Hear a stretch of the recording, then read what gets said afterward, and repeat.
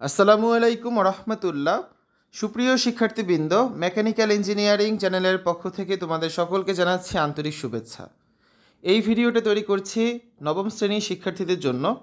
2025 সালের নবম শ্রেণীর গণিত বইয়ের তৃতীয় অধ্যায় বীজগাণিতিক রাশি এর 26 নম্বর পর্বে আজকে দেখব 67-68 পৃষ্ঠার অনুশীলনী 3.5-এর কাজের সমাধান। শিক্ষার্থীরা, এই ভিডিওটির ডিসক্রিপশনে এবং পিন কমেন্টে প্লেলিস্টের লিঙ্ক দেওয়া আছে, সেখান থেকে তোমাদের যার যে বিষয়ের ভিডিও দরকার খুব সহজেই দেখে নিতে পারবে। উদাহরণ 35। রফিক একটি কাজ 10 দিনে করতে পারে, শফিক ওই কাজ 15 দিনে করতে পারে। তারা একত্রে কত দিনে কাজটি শেষ করতে পারবে? তো আমরা মনে করি তারা একত্রে ডি দিনে এই কাজটি শেষ করতে পারবে। তাহলে রফিক কাজ সম্পন্ন করে 10 দিনে, একদিনে করে কাজের 1/10 অংশ। তাহলে ডি দিনে করবে কত কাজের? d/10 অংশ। সেমভাবে শফিক কাজ সম্পন্ন করে 15 দিনে, তার মানে একদিনে করে 1/15 অংশ, আর ডি দিনে করবে d/15 অংশ। তাহলে প্রশ্ন অনুসারে আমরা কী বলতে পারি? d/10 প্লাস d/15 সমান 1, বা ডি কমন নিলে কি থাকে? 1 + 10 + 1/15 সমান হচ্ছে 1, বা ডি ইন্টু 10 আর 15 লসাগু 30, 3 + 2 সমান 1। তাহলে 3 + 2 5, 5 আর ডি গুণ করলে 5d, 5d/30 সমান 1, বা 5d সমান 30, বা d সমান 30/5, তার মানে কত? d এর মান 6। সুতরাং তারা একত্রে 6 দিনে কাজটি শেষ করতে পারবে। উদাহরণ 36। একজন মাঝি স্রোতের প্রতিকূলে t1 ঘন্টায় x কিলোমিটার যেতে পারে। স্রোতের অনুকূলে ওই পথ যেতে তার t2 ঘন্টা সময় লাগে। স্রোতের বেগ ও নৌকার বেগ কত? দেখো, ধরি স্রোতের বেগ ঘন্টায় v কিলোমিটার, আর স্থির পানিতে নৌকার বেগ ঘন্টায় u কিলোমিটার। তাহলে স্রোতের অনুকূলে নৌকার কার্যকরী বেগ হবে ঘন্টায় u + v কিলোমিটার, আর স্রোতের প্রতিকূলে নৌকার কার্যকরী বেগ হবে ঘন্টায় u - v কিলোমিটার। তো আমরা জানি বেগ সমান হচ্ছে কি? অতিক্রান্ত দূরত্ব বাই সময়। তাহলে প্রশ্ন অনুসারে আমরা কি বলতে পারি? u + v সমান লেখা যায় x/t2, আবার u - v সমান লেখা যায় x/t1। এটাকে সমীকরণ 1 এবং 2 দিয়ে দিলাম। তাহলে 1 আর 2 নং সমীকরণ যদি আমরা যোগ করি, এই v আর v কাটা যায়, থাকে কত? u আর u যোগ করলে 2u, আর এই দুটো যোগ করলে হচ্ছে x/t2 + x/t1। তাহলে x কমন নিলে থাকে 1/t1 + 1/t2। তাহলে আমরা কী লিখতে পারি? u সমান হচ্ছে x/2, এই 2 ডান দিকে চলে ভাগ হয়ে গেল, ইন্টু 1/t1 + 1/t2। আবার সমীকরণ 1 ও 2 বিয়োগ করলে আমরা কি পাই? দেখো, সমীকরণ 1 আর 2 যদি বিয়োগ করি, বাম দিকে ছিল u + v আর u - v, বিয়োগ করে এটা হয়ে যাবে মাইনাস, এটা হয়ে যাবে প্লাস। তখন এই দুইটা কাটা যাবে, v আর v যোগ করলে হবে 2v। 2v সমান কী লেখা যায়? x/t2 - x/t1। x কমন গেলে থাকে 1/t2 - 1/t1। তাহলে v সমান কত? x/2 into 1/t2 - 1/t1। ঠিক আছে? তাহলে সুতরাং স্রোতের বেগ ঘন্টায় কত? x/2 ইন্টু 1/t2 - 1/t1, আর নৌকার বেগ হচ্ছে ঘন্টায় x/2 into 1/t1 + 1/t2 kilometre. 68 পৃষ্ঠার উদাহরণ 37। একটি নল 12 মিনিটে একটি খালি চৌবাচ্চা পূর্ণ করতে পারে। অপর একটি নল প্রতি মিনিটে 14 লিটার পানি বের করে দেয়। চৌবাচ্চাটি খালি থাকা অবস্থায় দুইটি নল একসাথে খুলে দেওয়া হলে চৌবাচ্চাটি 96 মিনিটে পূর্ণ হয়। তাহলে চৌবাচ্চাটিতে কত লিটার পানি ধরে? আমরা মনে করি প্রথম নল দ্বারা প্রতি মিনিটে x লিটার পানি প্রবেশ করে এবং চৌবাচ্চাটিতে মোট y লিটার পানি ধরে। তাহলে প্রশ্ন অনুসারে বলতে পারি প্রথম নল দ্বারা 12 মিনিটে খালি চৌবাচ্চাটি পূর্ণ হয়, তার মানে y সমান হচ্ছে 12x। আবার দুইটি নল দ্বারা 96 মিনিটে খালি চৌবাচ্চাটি পূর্ণ হয়, তার মানে y সমান কি? 96x - 96 into 14। এটাকে দিলাম সমীকরণ 2। তাহলে সমীকরণ 1 থেকে আমরা কী পেয়েছিলাম? y সমান 12x। y সমান 12x থেকে বলা যায় আবার কি? 12x সমান y। তাহলে x সমান কত? y/12 লিখলাম আমরা, x সমান y/12। এখন এই x এর মানটা আমরা 2 নং সমীকরণে বসিয়ে দেব। তাহলে y সমান 96, x এর জায়গায় কী লিখবো? y/12, 96 ইন্টু y/12 - 96 ইন্টু 14, বা y সমান 12 দ্বারা কাটলে 1, 12 দ্বারা কাটলে থাকবে 8, 8y - 96 প্লাস ইন্টু 14। বা এখান থেকে আমরা কী লিখতে পারি? এখান থেকে লেখা যায় হচ্ছে 8y - y সমান হচ্ছে 96 ইন্টু 14। তাহলে কত হচ্ছে? 7y সমান 96 ইন্টু 14, বা y সমান 96 ইন্টু 14। 7 দ্বারা কাটলে 1, 7 দ্বারা কাটলে 2, 96 আর 2 এর গুণফল হচ্ছে 192। সুতরাং চৌবাচ্চাটিতে মোট 192 লিটার পানি ধরে। এ পর্যায়ে কাজ আছে, আমরা এখন এই 3টি কাজের সমাধান করব, ঠিক আছে?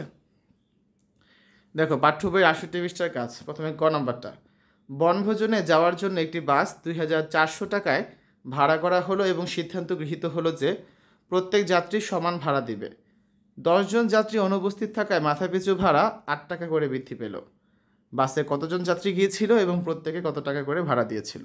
আমরা গত ক্লাসে এরকম একটা উদাহরণ করেছিলাম, আজকে হচ্ছে কাজটা করব, তাহলে জিনিসটা আবার ক্লিয়ার হয়ে যাবে। দেখো, আমরা ধরে নিলাম বাসে x জন যাত্রী গিয়েছিল, তাহলে জনপ্রতি ভাড়া কত? 2400 ভাগ x টাকা। তো সব যাত্রী যদি উপস্থিত থাকতো তাহলে আমাদের যাত্রী সংখ্যা কত হতো? x + 10। কেন? কারণ 10 জন হচ্ছে অনুপস্থিত ছিল। তাহলে তখন ভাড়া কত লাগতো? 8 টাকা করে, যেহেতু বেশি লেগেছে তখন ভাড়া 8 টাকা কম লাগতো। তাহলে তখন জনপ্রতি ভাড়া হতো কত? 2400 ভাগ হচ্ছে x + 10। তাহলে প্রশ্নের মধ্যে আমরা কি বলতে পারি? এখন যেটা লেগেছে সেটা অবশ্যই বেশি লেগেছে, তার মানে 2400/x মাইনাস যেটা লাগতো 2400/x + 10 সমান কত? 8, কারণ আমাদের 8 টাকা বেশি লেগেছে। বা লসাগু হচ্ছে x × x + 10, তাহলে কত থাকে? 2400 × x + 10 মাইনাস 2400x সমান 8। বা 8x, এটার সাথে আড়াআড়ি গুণ করছি, 8x × x + 10 সমান কত? 2400 × x + 10 মাইনাস 2400x। বা 8x × x + 10 সমান 2400, কমন নিলে কী থাকে? x + 10 মাইনাস থাকে x। বা 8x × x + 10 সমান 2400, x কাটা যায়, থাকে হচ্ছে 10। বা 8x × x + 10 সমান 24000। বা 8 x এর সাথে গুণ করবো x² প্লাস হচ্ছে 10x মাইনাস 24000 সমান 0। বা 8 × x² প্লাস 10x, এর যদি কমন নিয়ে কী থাকে? -3000 থাকে। উভয় পক্ষকে 8 দ্বারা ভাগ করলে আমরা কী পাচ্ছি? x² প্লাস 10x মাইনাস 3000 সমান 0। এখন 10xকে আমরা মিডল টার্ম করলে পাচ্ছি 60x মাইনাস 50। তাহলে x কমন গেলে কী থাকে? x + 60 মাইনাস 50 কমন গেলে থাকবে x + 60। কমনটা আগে লিখলাম x + 60, বাকিটা পরে লিখি x - 50। হয় x + 60 সমান 0 অথবা x - 50 সমান 0। তার মানে x এর মান কত? -60 বা x এর মান 50। x যাত্রী সংখ্যা নির্দেশ করে, তাই x সমান -60 কখনোই সম্ভব না, অতএব তা কখনোই ঋণাত্মক হতে পারে না। তার মানে x এর মান কত? 50। অর্থাৎ বাসে 50 জন যাত্রী গিয়েছিল, তাহলে জনপ্রতি ভাড়া লেগেছে কত? 2400 ভাগ 50 টাকা, তার মানে 48 টাকা করে। তাহলে মাথাপিছু ভাড়া হচ্ছে 48 টাকা। খ নাম্বার, ক ও খ একত্রে একটি কাজ p দিনে করতে পারে। ক একা ওই কাজটি q দিনে করতে পারে। খ একাকী কত দিনে ওই কাজটি করতে পারবে? সমাধান, ক q দিনে করতে পারে সম্পূর্ণ বা এক অংশ কাজ, তাহলে ক একদিনে করে কত? কাজটির 1/q অংশ। আবার ক ও খ একত্রে কাজটির সম্পূর্ণ বা 1 অংশ p দিনে করতে পারে, তাহলে ক ও খ একত্রে একদিনে করতে পারে কাজটির 1/p অংশ। তার মানে খ একদিনে করতে পারে কাজটির 1/p মাইনাস 1/q, বা লসাগু হচ্ছে pq, লবে থাকে q - p এত অংশ। তাহলে খ সম্পূর্ণ কাজ বা কাজটির এক অংশ করতে পারে কত? 1/q - p / pq দিনে, বা pq / q - p দিনে। এটাই হচ্ছে অ্যান্সার। গ নাম্বার, এক ব্যক্তি স্রোতের প্রতিকূলে দাঁড় বেয়ে ঘন্টায় 2 কিলোমিটার বেগে যেতে পারে। স্রোতের বেগ ঘন্টায় 3 কিলোমিটার হলে স্রোতের অনুকূলে 32 কিলোমিটার যেতে তার কত সময় লাগবে? তাহলে স্রোতের প্রতিকূলে বেগ সমান আমরা কি বলতে পারি? যে দাঁড়ের বেগ বিয়োগ হচ্ছে স্রোতের বেগ। তাহলে দাঁড়ের বেগ সমান কি লেখা যায়? স্রোতের প্রতিকূলে বেগ যোগ হচ্ছে স্রোতের বেগ। তার মানে 2 + 3 কিলোমিটার পার ঘন্টা। ঠিক আছে, মান এই উদ্দীপক থেকে মান বসিয়ে দিলাম প্রশ্ন থেকে। বা কত? 5 কিলোমিটার পার ঘন্টা, মানে প্রতি ঘন্টায় 5 কিলোমিটার। আবার স্রোতের অনুকূলে বেগ সমান আমরা জানি দাঁড়ের বেগ যোগ স্রোতের বেগ, তার মানে 5 + 3 কিলোমিটার পার ঘন্টা, অর্থাৎ 8 কিলোমিটার পার ঘন্টা। তাহলে 32 কিলোমিটার যেতে প্রয়োজনীয় সময় হচ্ছে দূরত্ব বাই বেগ, তার মানে কত? 32 ভাগ হচ্ছে 8, অর্থাৎ 4 ঘন্টা। ঠিক আছে, তারপরে দেখো উদাহরণ 38, একটি বইয়ের মূল্য 24 টাকা। এই মূল্য বই তৈরি ব্যয়ের 80%, বাকি মূল্য সরকার ভর্তুকি দিয়ে থাকেন। সরকার প্রতি বইয়ে কত টাকা ভর্তুকি দেন? তাহলে বাজার মূল্য সমান কি? বই তৈরি ব্যয়ের 80%। তো আমরা জানি পি সমান হচ্ছে বিআর, বা পি সমান 24 টাকা আর হচ্ছে 80%, তার মানে 80/100। তাহলে 24 সমান কী বলা যায়, বি ইন্টু 80/100, বা বি সমান হচ্ছে 24 ইন্টু 100/80। দেখো এখানে 20 দ্বারা কাটলে হবে 4, 20 দ্বারা কাটলে হবে 5, 4 দ্বারা কাটলে 1, 4 দ্বারা কাটলে 6, তাহলে 5 6 কত, 30 টাকা। সুতরাং বই তৈরির ব্যয় হচ্ছে 30 টাকা। তাহলে সরকার ভর্তুকি দেয় কয় টাকা, 30 বিয়োগ 24 টাকা, তার মানে 6 টাকা ভর্তুকি দেয়। সুতরাং সরকার প্রতি বইয়ে 6 টাকা করে ভর্তুকি দেন। ঠিক আছে, তো আজকে আলোচনা এই পর্যন্তই। আগামী ক্লাসের পর থেকে আমরা আলোচনা শুরু করব। শিক্ষার্থীরা, এতক্ষণ তোমরা দেখেছো নবম শ্রেণীর গণিত বইয়ের 3য় অধ্যায়ের অনুশীলনী 3.5-এর 67 এবং 68 পৃষ্ঠার কাজের সমাধান। আশা করি আজকের এই ভিডিওটি তোমাদের কাছে ভালো লেগেছে। আমাদের চ্যানেলের অন্যান্য ভিডিওগুলো দেখার আমন্ত্রণ জানিয়ে আজ এখানে বিদায় নিচ্ছি। আল্লাহ হাফেজ।